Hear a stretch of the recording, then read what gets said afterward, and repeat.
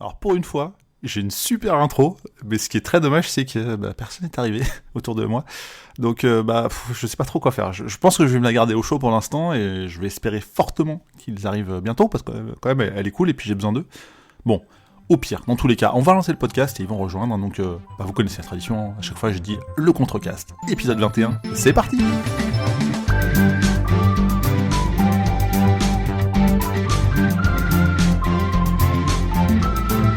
Le Contrecast, c'est quoi? C'est un podcast où j'ai toujours autour de moi de véritables passionnés qui savent nous raconter leurs aventures sur un sujet qui leur a plu ou pas. Vous le savez sans doute désormais, chacun a sa chronique, puis on échange entre nous, et on commence toujours par un traditionnel tour de table, sauf que là, il y a personne autour de moi, donc je sais pas comment je vais faire. Qu'est-ce que c'est? Ah, j'avais pas vu le petit mot. Salut John, désolé, on avait oublié de te prévenir, mais on ne pourra pas venir ce mois-ci, on a préféré prendre des vacances. Sympa, sympa. En revanche, on t'a laissé quelques mots doux sur le répondeur. Bisous et rendez-vous en septembre, la team du Contrecast. Ok, très bien. Ah oui, en effet, j'avais pas vu le petit boîtier. Bah, on va écouter ça tout de suite pour voir leur message. Allô? Allô?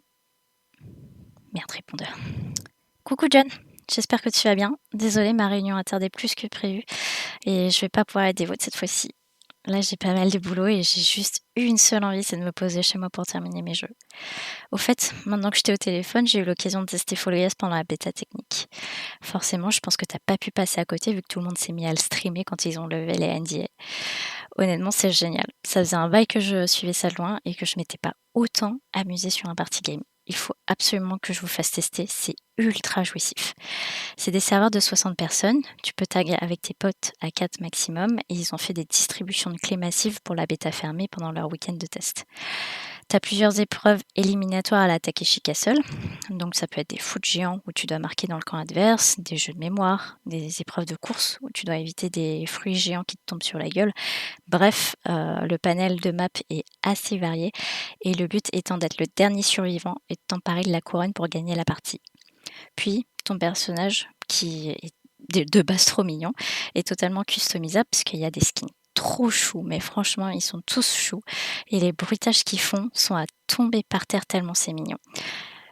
Tu cumules des points à chaque victoire, donc peu importe si tu atteins la finale ou pas, chaque épreuve que tu passes te donne des points de victoire et tu peux les échanger pour l'instant contre des cosmétiques ou des animations.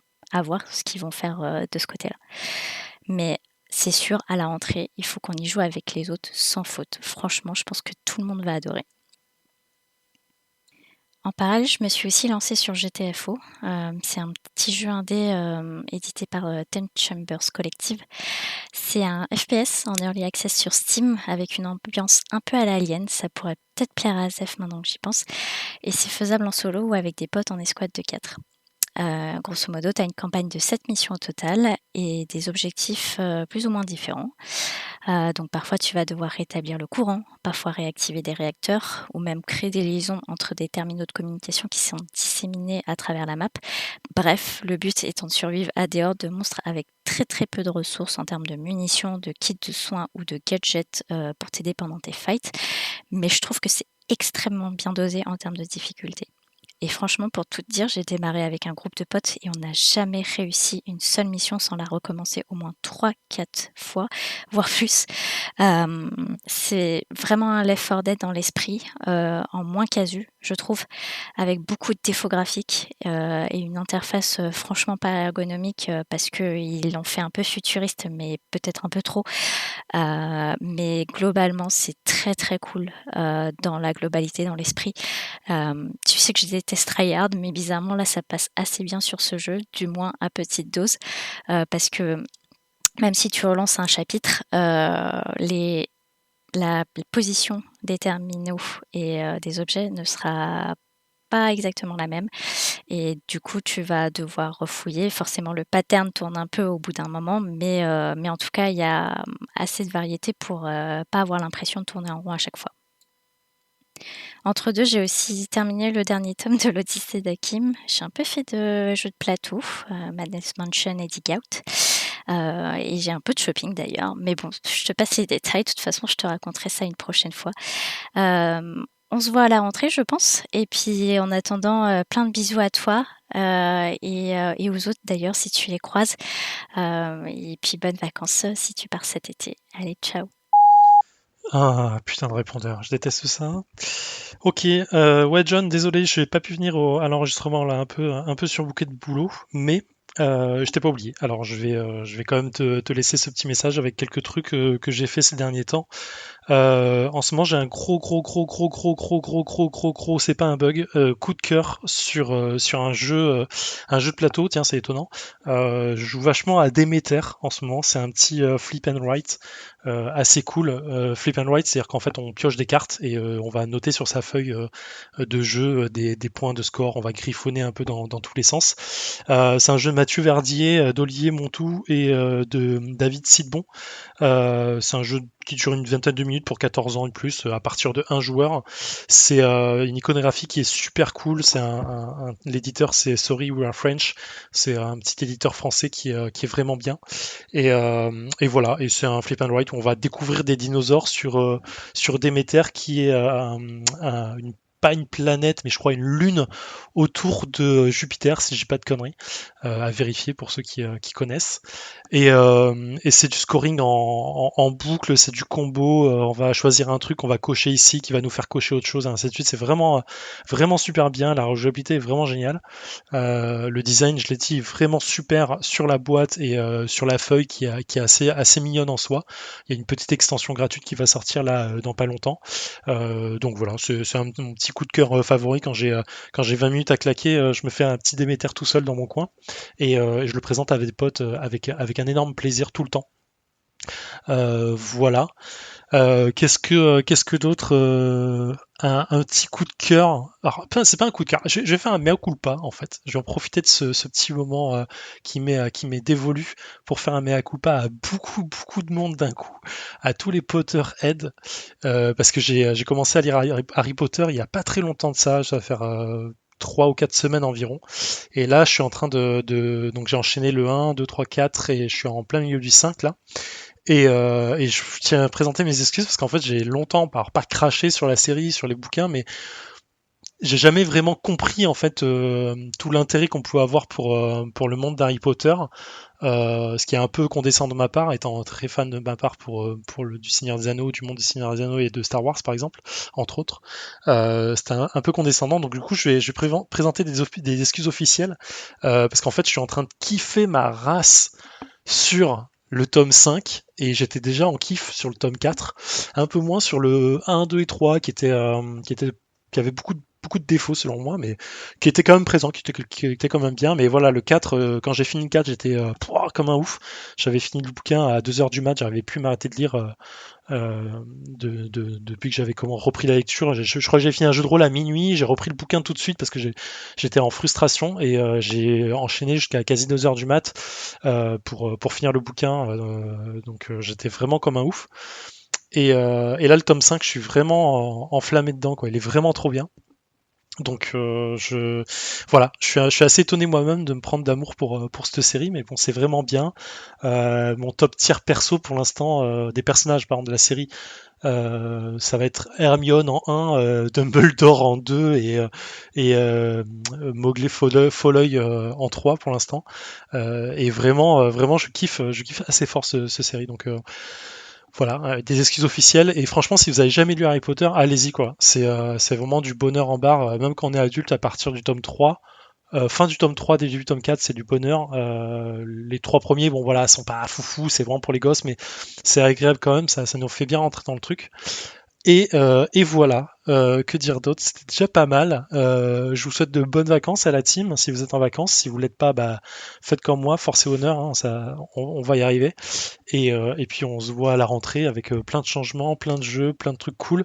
Des bises, bronzez bien, protégez-vous, portez un masque, kiffez les vacances. Ciao! Salut la team, j'espère que vous allez bien. Comme on n'a pas l'occasion de se voir cet été, je vous laisse un petit message sur le répondeur.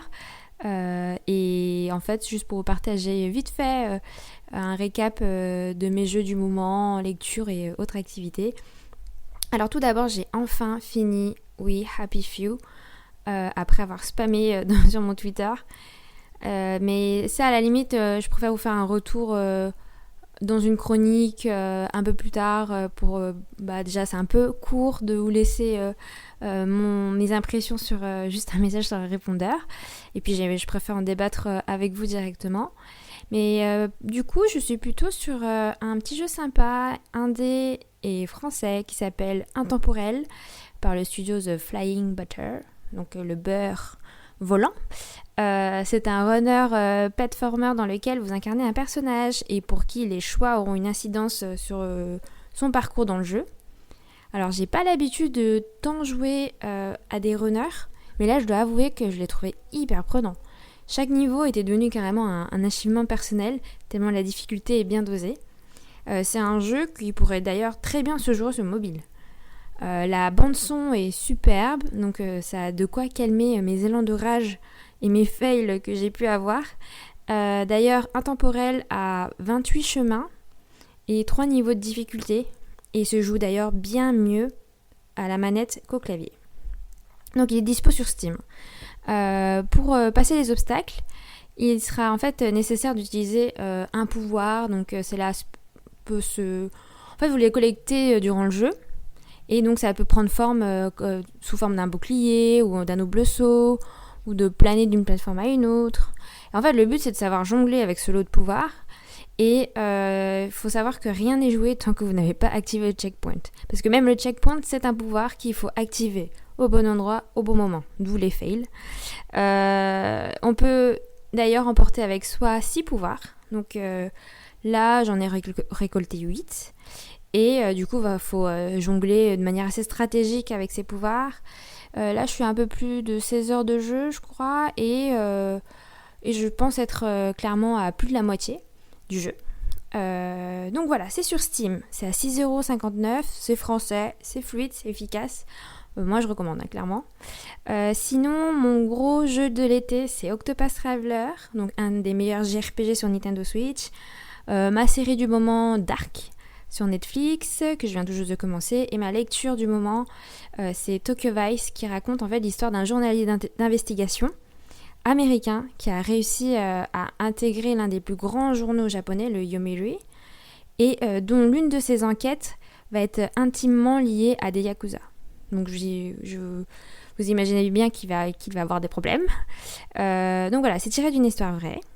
Et c'est facile à lire. Franchement, c'est hyper passionnant. J'en suis, je crois, à peu près à la moitié. Donc voilà, je vais pas trop m'éterniser parce que déjà, je trouve que j'ai beaucoup parlé. Sinon, on n'en finira jamais. En tout cas, prenez soin de vous. Et j'ai hâte de vous revoir autour d'un podcast ou autre chose d'ailleurs. Ciao! Ouais, allô? Ouais, désolé, ouais, moi j'ai pas pu venir, hein, je devais partir en vacances, enfin aller au soleil quoi, tu vois, donc m'enterrer dans un studio, c'était pas trop ça.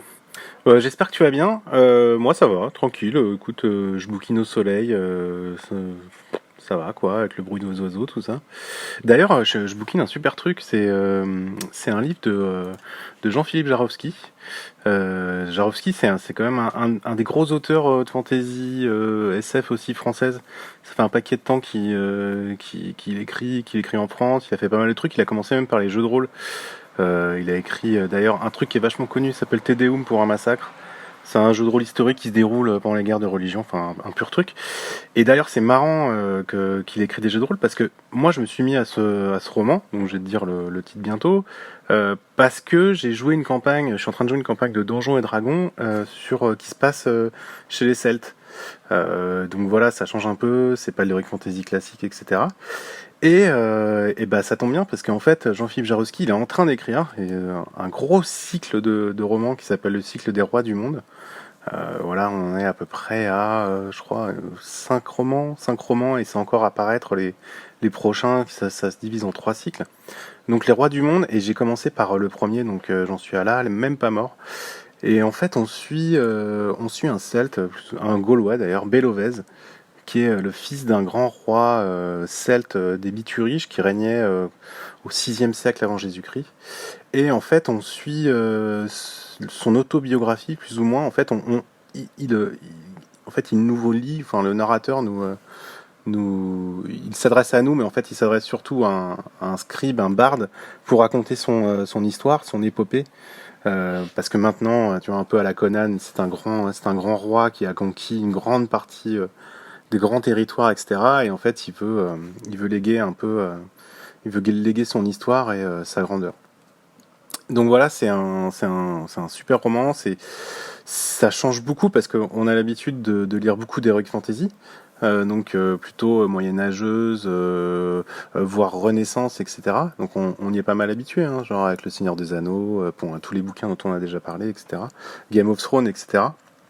Et bah là, on est plongé beaucoup plus tôt dans l'Antiquité, un peu après, chez les Celtes. Et en fait, c'est d'enfer. En plus, il est hyper documenté, c'est-à-dire que tu vas avoir beaucoup de noms au début, alors ce qui peut être un peu effrayant, mais en fait, quand tu t'accroches un peu, je dirais les 30-40 premières pages du bouquin, faut s'accrocher un peu parce que c'est beaucoup de descriptions, c'est très verbeux, etc. Et t'as beaucoup de détails. Mais en fait, plus tu rentres dedans et plus tu commences à t'imprégner de cet univers et en fait de leur culture, de leurs mythes, de leurs légendes, de leurs us et coutumes, et ben en fait ça devient de plus en plus intéressant. Tu t'imprègnes de plus en plus de l'histoire et en fait ça se lit comme tu mangeras un bon plat devant cette superbe vue que j'ai à ce moment même, quoi. Donc ouais, si tu sais pas quoi lire, moi je te le conseille, c'est le cycle Le Roi du Monde, ça commence par Même pas mort, et c'est Jean-Philippe Jarowski. Il a écrit plein d'autres trucs qui sont d'enfer, un recueil de nouvelles qui s'appelle Johanna Vera, que j'ai lu aussi, qui était superbe.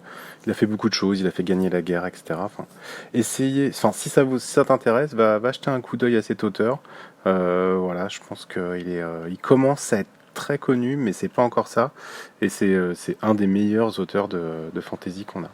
Voilà, j'espère te revoir à la rentrée, je t'embrasse. Gros bisous, salut. Coucou John, c'est Peachy. Écoute, j'espère que tu vas bien. Je me doutais un petit peu que j'allais tomber sur ton répondeur. Bon, je voulais juste te prévenir que je serai pas là pour le prochain Contrecast. Je serai en vacances. Voilà, je suis désolée, j'espère que tu m'en veux pas trop de te prévenir que maintenant. Bon, de toute façon, on se reverra tous à la rentrée et puis comme ça, on pourra tous raconter et ce sera génial. Et pendant que je te tiens, je voulais te parler d'un truc. Tu te rappelles de Rusty Lake? J'en avais parlé dans mon tout premier Contrecast. Écoute, j'ai du nouveau et je me dis que ça peut peut-être t'intéresser si tu pars en vacances ou même si tu restes sur Paris d'ailleurs. J'ai découvert 2 nouveaux volets de la série. Toujours dans le même principe, on reste sur des petits jeux de réflexion avec un univers propre à l'éditeur et l'univers qui me séduit de plus en plus.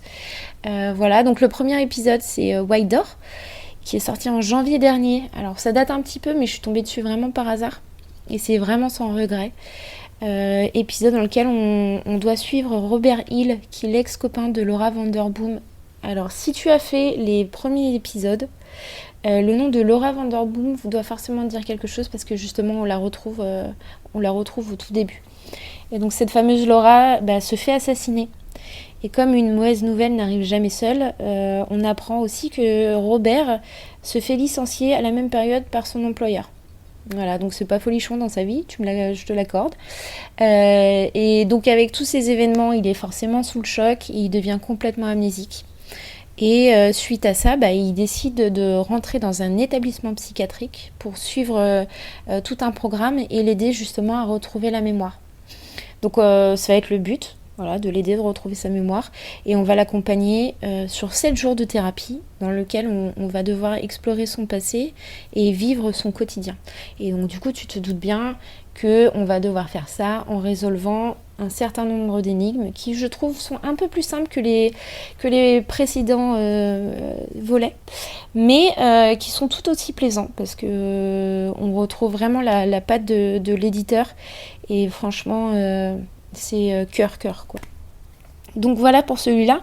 Et le deuxième dont je voulais te parler rapidement s'appelle Samsara Room. Et donc en fait c'est un épisode précurseur à la base des jeux de la série Cube Escape. Donc tu sais, on avait Rusty Lake donc qui était un peu plus histoire, et là on a Cube Escape qui est plus en huis clos, un escape room où on est dans une pièce et le but c'est d'en sortir. Du coup ils l'ont complètement remasterisé avec une nouvelle histoire, des nouvelles énigmes, plus corsées cette fois-ci, je préviens. Des nouveaux décors, des nouvelles musiques, enfin bref, ils repartent à zéro et de quoi vraiment se replonger dans dans les derniers épisodes justement. Et c'est vraiment très plaisant. Il est sorti donc en avril, comme je t'ai dit, mais en fait, à la base, c'est pour les 5 ans du studio. Studio que je trouve incroyable. Voilà. Et donc, pas grosse surprise, hein. On se retrouve dans une pièce, voilà, comme je disais tout à l'heure. On est complètement enfermé. Avec plein d'éléments du décor. Il va falloir qu'on fouille partout. Prenez des notes. Moi, je te conseille de prendre des notes. Moi, ça m'a beaucoup aidé, même si j'étais dans le train.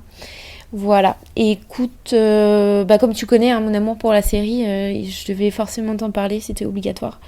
Et ce qui est bien, encore une fois, et ça change pas des anciens, c'est qu'ils sont téléchargeables sur mobile. Donc iOS et Android. Ils sont aussi téléchargeables sur... tu peux les trouver sur Steam. Voilà, et c'est l'ordre de 2 ou 3 euros. Ce qui n'est pas non plus grand chose pour à peu près 3 heures de jeu, suivant comment tu te débrouilles. Et écoute, je crois que je t'ai tout dit, je vais te laisser. Et puis je te fais des bisous. Tu fais des bisous à toute l'équipe si tu les vois. Et puis on se dit à la rentrée. Salut! Bon, c'était cool d'avoir des nouvelles, même s'ils auraient pu me prévenir un petit peu en avance quand même, je serais pas venu tout seul ici. Bon, c'est pas très grave. C'est dommage, parce que j'avais plein de choses à leur raconter sur le mois de juillet que j'avais fait, donc j'avais prévu de dire déjà à Ellie qu'on allait habiter encore plus près, parce que je suis en train de déménager, ça c'est cool. J'aurais pu demander aussi des conseils à Zéphiriel sur des nouveaux jeux de plateau sympas à faire.